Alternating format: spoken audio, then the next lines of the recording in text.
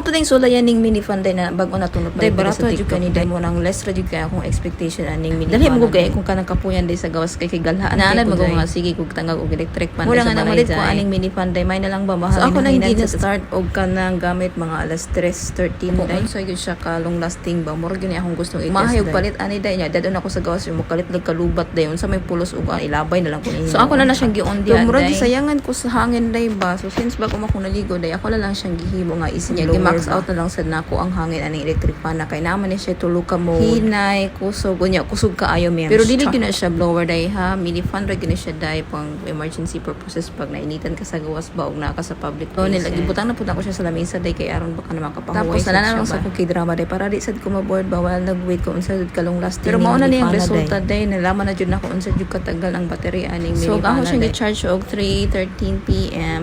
Tapos nalubat siya og 3:44. So kamo na lay bahala og kanang minus ana day. So ang akong bana-bana is mga more than 30 minutes din siya. Which is sulit na siya day sa presyo ani nga mini fan day kay barato ra gyud kay ni. Ganahan mo mamalit og mini fan para dili mo initan sa gawas day og nama sa public places og ning pila-pila mo kay daghan ba kaing pila karon day sang ayuda day sa Pilipinas. Ako ning link kung asan niya ako na